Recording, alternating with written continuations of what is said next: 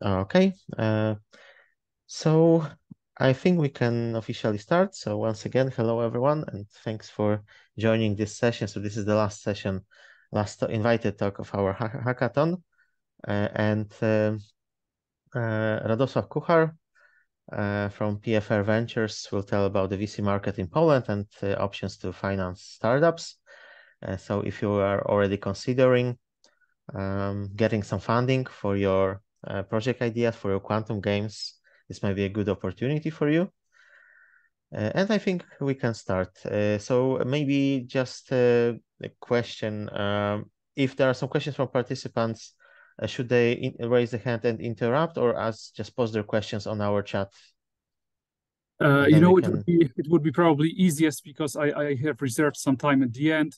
Okay, good. It would be I think easiest to yes. to wait till the end, and hopefully because maybe I will answer them in the meantime. All right, perfect. So let's do it. So if there are any questions, please post them on the chat, and there will be a Q&A session at the end. So I think we can start. Fantastic. So thank you very much for the invitation and the ability to speak in front of you today at Quantum Games Hackathon. It's a great honor to be here, and I hope you will find my presentation at least a little bit interesting. But not only that, I also hope that it will provide you some practical knowledge that you will be able to use while creating your pitch decks and while talking about your project to a VC fund. So my presentation is divided into two parts. First, I would like to tell you a little bit about myself and my connection to the Polish VC market. Then I would like to tell you about PFR Ventures, so who we are, what role we play in the broader innovation ecosystem. Later, I will describe the Polish VC market now and the development it has undergone in the recent years. And as you will see, the development was quite significant. And I will finish the first part with a few success stories that may inspire you and show you that success in this space, although very difficult, is indeed possible.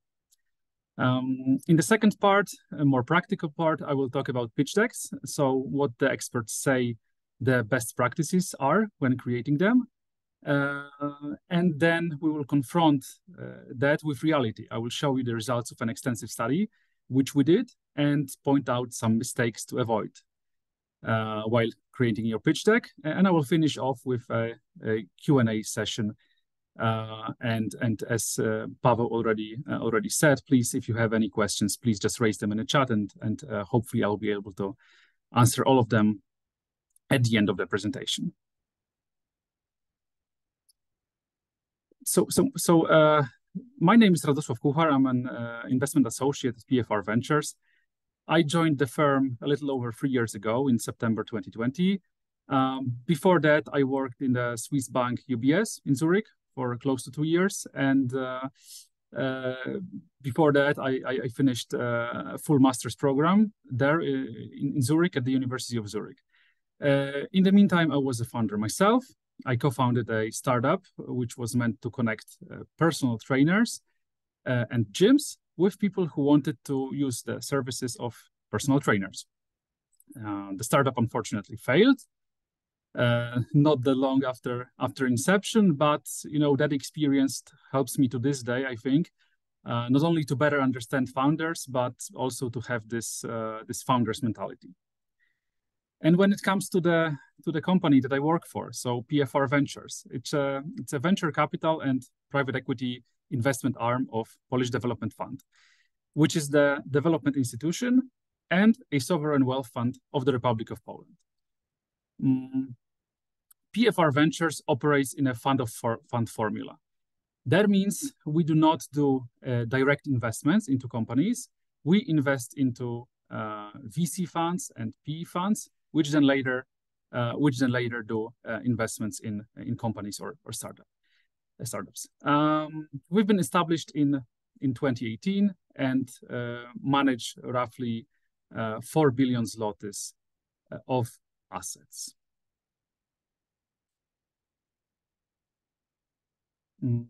PFR Ventures, has counterparts in pretty much all major European countries, also European Union itself, and we actually tend to co-invest a lot with them, including the pension funds, which in Poland, by law, are not permitted to invest in these asset classes, but in Western Europe and US, they are and they do.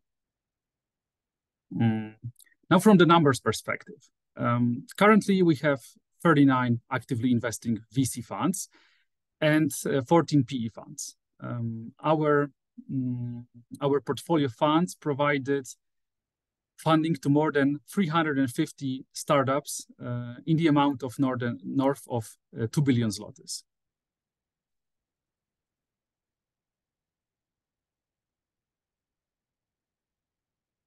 Now let's take a closer look at the venture capital market in our region, and we can immediately see two things.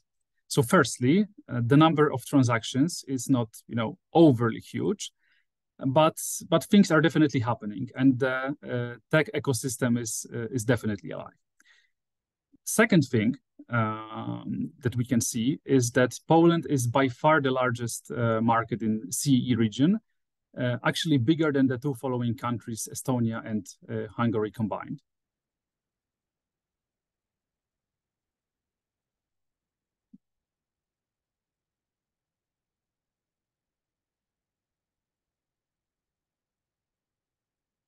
Yes, and as you can see on this slide, the tech ecosystem in CEE is a vibrant one with significant number of companies that reach the unicorn status, meaning that they are valued at over $1 billion.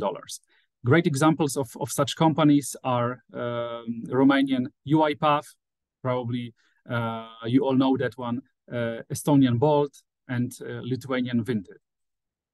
Actually, maybe it's worth noting that the three so-called Baltic Republic states, so Lithuania, Latvia, and Estonia, have a really well-developed tech ecosystem and punch way above their weights when it comes to the number of great projects. But Poland definitely does not lag behind with companies like CD Projekt, Booksy, or Blik that are already gaining worldwide recognition, or in case of CD Projekt and Booksy, actually already have gained worldwide recognition. And those companies are backed by a growing number of renowned European and US venture capital funds, like, for example, Index Ventures, Axel, or Hoxton Ventures, that have permanently added our region, including Poland, as part of their investment strategy.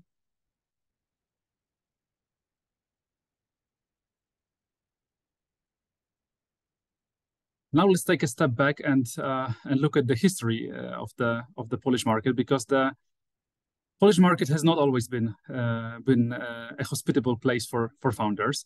And in the last couple of years, as I mentioned in the beginning, it has undergone tremendous changes, in part thanks to public funding, which still plays a very important role in the market. And one of the institutions that provides such funding is exactly PFR Ventures. And we as a company learned a lot, and also tried and still are trying to improve our strategy. So we started with one generalist program for all funds.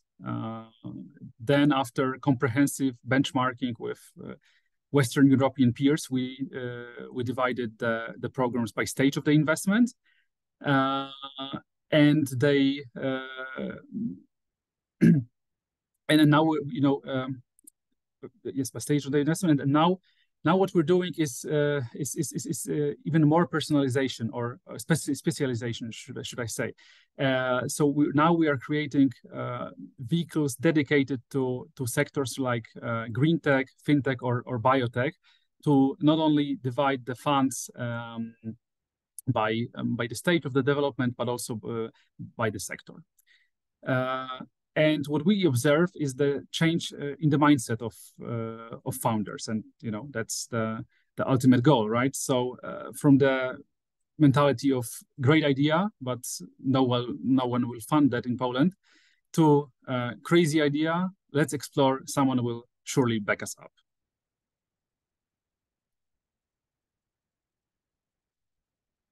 When it comes to the size of the market, so the total value of money raised by companies in one particular year on the VC market, we can see first that the market is growing at a good pace, and that it has slowed down a bit in 2020. Overall, the market is valued right now at around $3.6 billion, and that includes the mega rounds that you see highlighted, like ICEYE, Dog Planner, or Booksy.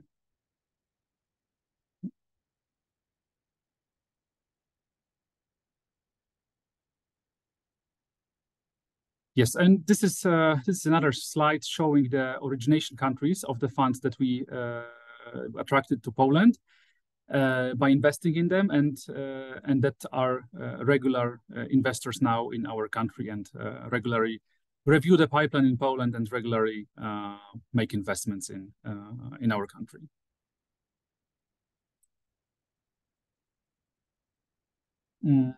On this slide, what I wanted to show you is that regardless of the stage of the company, so it doesn't matter if it's seed, startup, growth, or very mature company at the buyout stage, there are always several funds which may be interested in your project,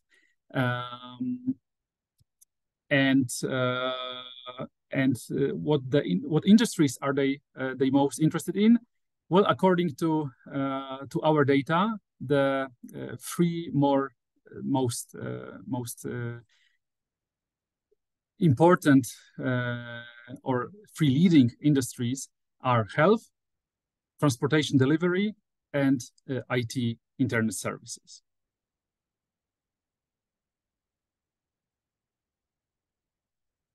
Let me now inspire you a little bit with a few success stories. Booksy, one of the best-known Polish startups, which handles online appointments for cosmetic services, first raised 12 million seed round in 2015, and only 5 years later, a huge 266 million seed round. Another good example, Sandoz, a little more recent company, does personalized dietary supplements. So it's a provider of those supplements, funded funded in 2019, and then in 2021 had already a 25 million zlotys A round.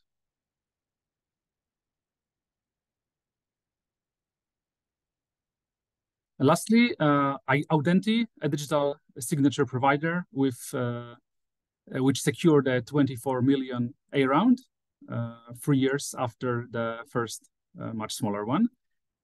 So also from the perspective of the founders, those investments are a big success, as for example, Innovo Venture Partners, one of the most active VC funds in Poland, achieved 10x return when it sold its stake in Booksy.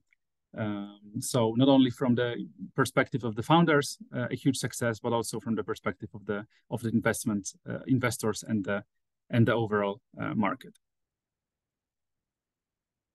And the list of success stories will certainly keep growing as we see a lot of companies with great model and huge potential. Companies like Dog Planner, ICEYE, Brainly, Booksy, or Ramp are definitely heading for unicorn status, and will create this market in the coming years. Now, let me please change the deck because I have finished the first part of the presentation, which was let's say more theoretical and more about the market and its participants.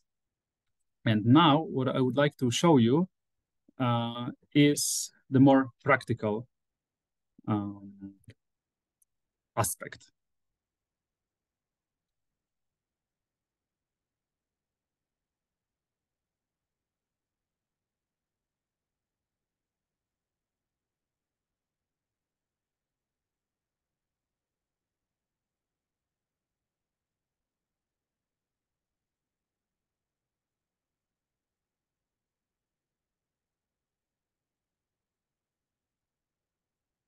Can you see my screen?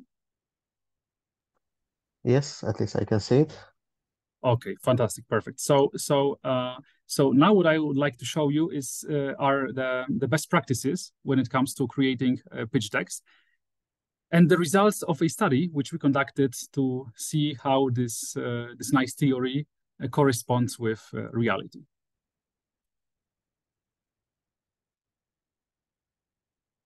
But let me maybe take a step back, and for those who are not familiar with the terminology, a pitch deck is a short presentation of a project or a company made for the purpose of attracting investors, to interest them enough to invite you basically for a longer talk and a longer presentation.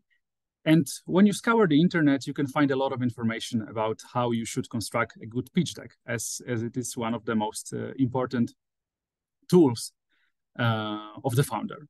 And you know, most information are probably true, but if you want to be certain, it's good to listen to the guys that have a long history and a very successful one, and are, you know, all-stars in the VC investing world. And I found this beautiful chart, or actually rather a table,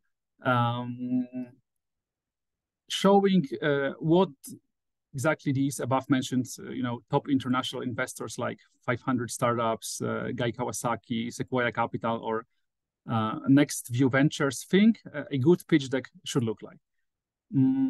And what we see is that the pitch deck, you know, when it comes to the length, should be roughly 12 pages.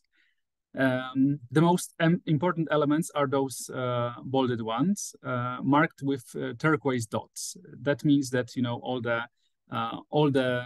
of the 6 investors interviewed by the in this article chose them as the most important ones. So first is the problem, so recognized by the founders. Second is the solution of the problem and the description of the value that the solution brings. Third is business model. So basically how the company is going to monetize this solution, this value. Later, founding team. So a very important element of every pitch deck, as the early stage investors, you know, care about the team as much as they care about the product, sometimes even more. Lastly, fundraising. So what is the fundraising history of the startup? Were there any rounds, or was it you know, only bootstrapping? Has the company received any grants? Also important elements to include in the pitch deck. So now let's take a look at the results of the study, which we conducted, of 131 pitch decks that we received from Polish companies, and then which we collected and analyzed for the purpose of the event, which we organized, and then later passed on to the VC funds, because as I said, we do not do the investments on our own. And let me note that the companies were on average not that young. They were actually quite mature. So they have collectively already raised over 1 billion zlotys, and they were looking for additional 1.5 billion zlotys. So please keep in mind that they were not, complete amateurs, let's say.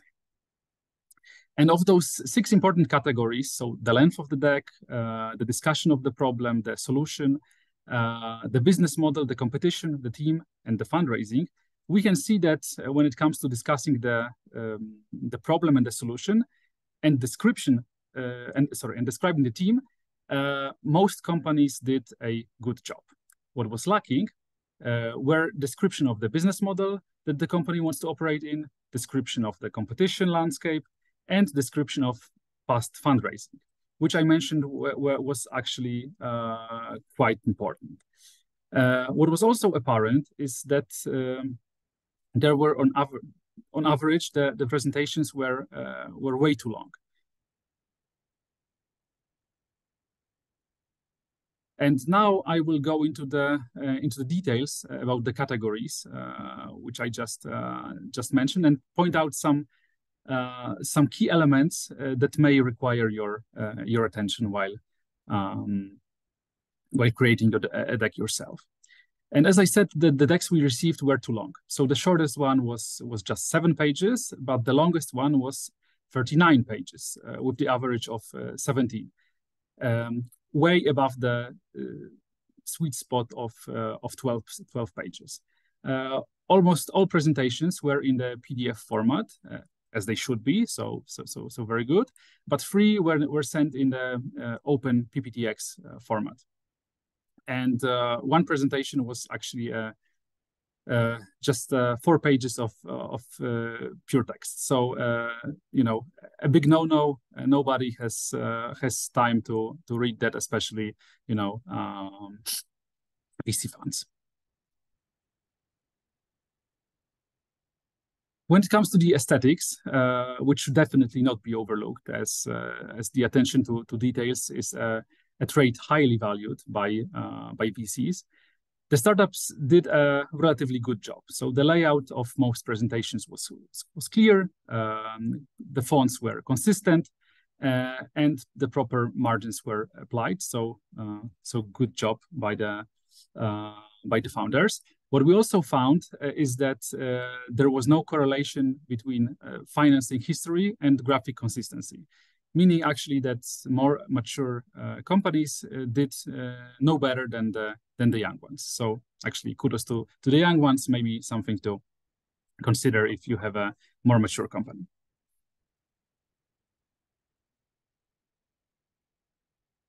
Most presentations had just plain white background, which is always good and safe. What you need to remember is not to put full color background, as someone may want to print that, and it becomes a unreadable mess. And also try to stick to a consistent coloring of the fonts and other elements, as it just gives overall much nicer impression. And as I mentioned at the beginning, when it comes to the specific elements of the presentation, most companies included the description of the problem and the proposed solution, but lacked the description of the business model. A pretty important element, as it is actually crucial for the fund to know how you actually want to make money. And 112 companies out of those researched 131 companies, so almost all included a one-liner, so a very concise explanation of company's model, limited usually to 1 sentence. So a very good element to have, and it helps the VC to very quickly grasp the concept of your project. So in an important element, even though not mentioned, an important element to include in your presentation. When writing the market analysis section, it's important to know terms like TAM, total addressable market, also referred to as a total available market, so overall revenue opportunity, that is available for a product or service if 100% of the market share is achieved. SAM, serviceable addressable market, so a narrower term describing a part of TAM, so the part of total addressable market, which refers to substitute or very similar products. So TAM refers to, let's say, the whole big, let's say, sweets industry. And if you're, producing, let's say, lollipops, then SAM only describes the lollipop, not the whole sweets market. And then SOM, so even narrower term, serviceable obtainable market. So it's a part of SAM, which is realistically obtainable within a reasonable time frame. So this would be, let's say, in the first year you want to have 5% of the total lollipop market. So you basically do the, let's say, layering of those terms. And not a lot of companies included this part, and of those which did, only half cited the source of the data they were basing their analysis on. So something definitely to improve, as investors, are happy to see your numbers, but they also want to know that those numbers are not completely made up, but you actually did some research, and those numbers are, real and accurate. And while describing competition, most startups used either a table or a XY chart, both perfectly fine. So good job there.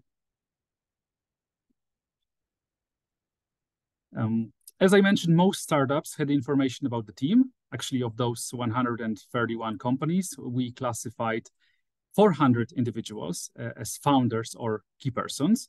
And the majority of the founders were males, and 73 individuals, so 1 in 5, had previous startup experience. Definitely something to highlight, as funds tend to prefer serial founders over first-time founders. So if you have any founder or any entrepreneurial experience at all, definitely something to highlight. When it comes to the plans for the future, less than half of the decks included information about the projected revenues and plans for the use of the funds. So two important metrics. Obviously, of those that did include the information about the revenues, they were growing really exponentially. Nothing wrong there. Obviously, the funds do understand that you believed in the project, and nothing wrong there. And 70 decks had information about the development of the product and plans for the future development, and only 19 about the current structure of shareholding. So here, definitely something to add. The shareholder structure is very important. What VCs are looking for is to understand, that each member of the team has sufficient motivation to basically work. So obviously, in early stage startups, the people don't work for salaries, as they tend to not be that great, and the alternative cost is high because in big corporations just simply pay much more. So what the VCs are looking for is that all of the team members are sufficiently incentivized.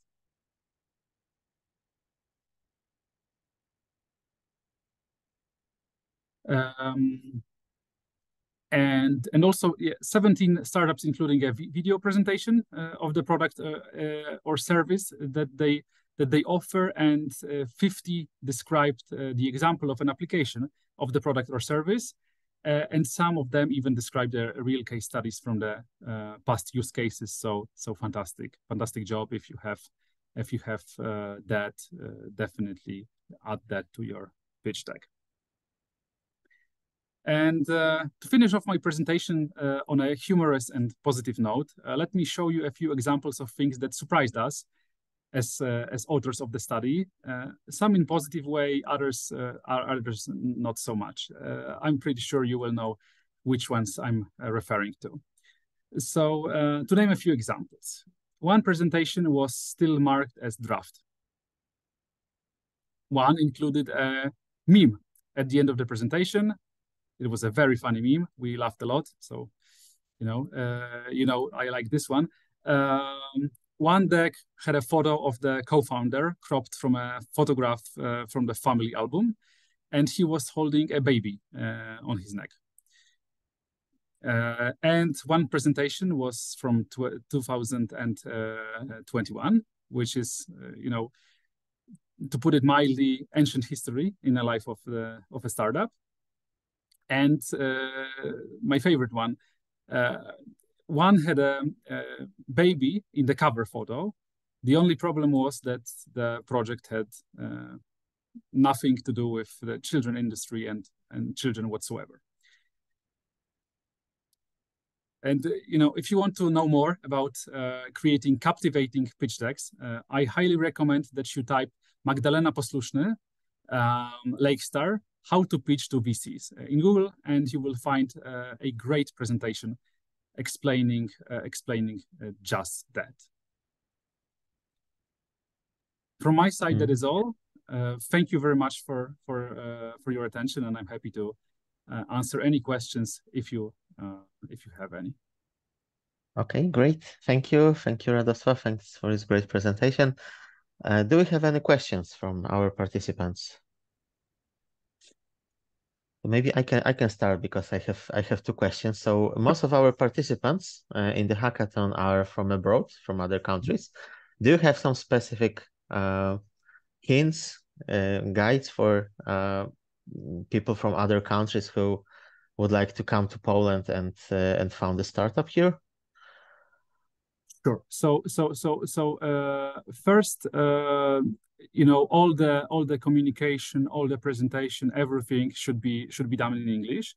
So definitely from, let's say, a logistical perspective, not a problem. If you come from abroad, as actually Polish companies also do the presentations in English. So no difference if you're a native speaker of Polish or coming from abroad. Secondly, a lot of funds in Poland and a lot of funds in Europe have certain geographical limitations. So they only invest in founders being present, either, let's say, here in Poland or in the European Union. Actually, the reasoning is twofold. First, some funds have limitations because of the regulations, so they are allowed by their investors to only invest in certain geographies. Second, VC does not only provide funding. VC is let's say a smart money investor. So outside of the financial benefit, it provides guidelines, contacts. So it's just logistically much easier for them to be close to the founders. So if you're coming from abroad, it's always good to indicate your willingness to relocate and to indicate your willingness to set up the company in the jurisdiction of the European Union. Okay, perfect. And so during the hackathon, our participants develop quantum games, so computer games taking advantage of quantum technologies. Do you have some specific advices just for developers of computer games, maybe regarding the game industry in Poland or in the European Union? Sure. Let me say two things. So first, I think you knocked it out of the park with the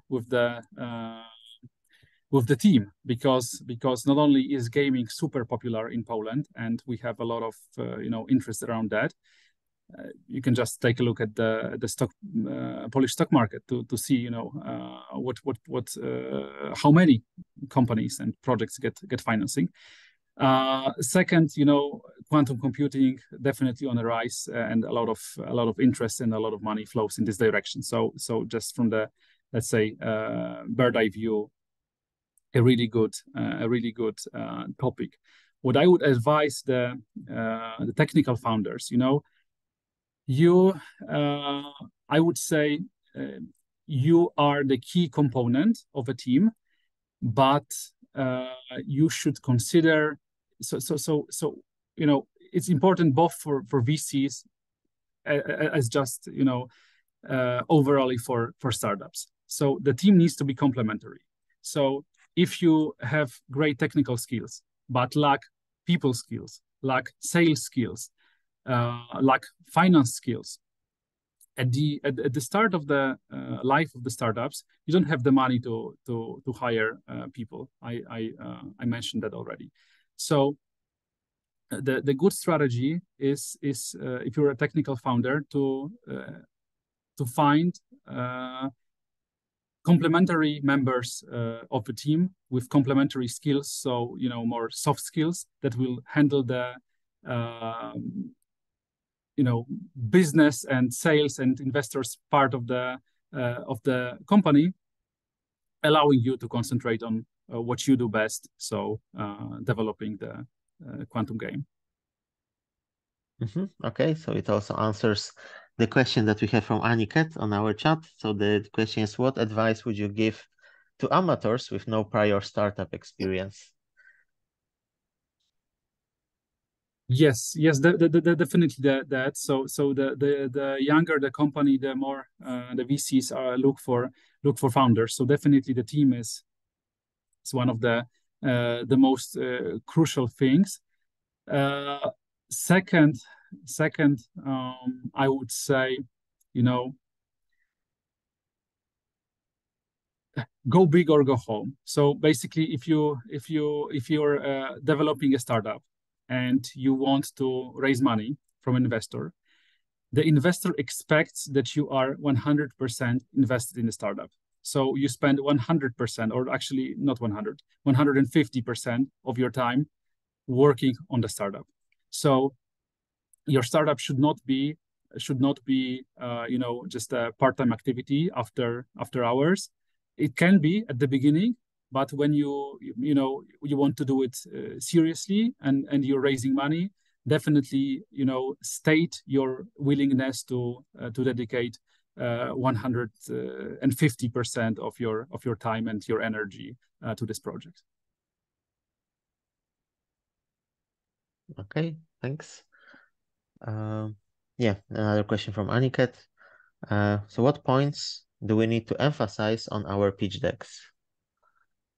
Yes, a good question. Let me take you back. So I think you can take a screenshot or just Google. If you Google slide bean what should be in your pitch deck, you will have that. Also, Magda provides some really good answers. But so in this table you can see all of these are pretty important elements. So executive summary, problem, solution, market validation, product, market size, business model, underlying magic, and all of these. But the crucial ones, so the ones that all of these VC guys want to see, are the problem, the solution of this problem, so the value that you bring, the business model, so basically how do you want to make money on that solution that you create, competition, team, and fundraising history. Obviously, if you don't have any history, no need to waste valuable space for that. But if you do, if you for example, win a grant in this hackathon, definitely something to put in your pitch deck. Great. Do we have more questions?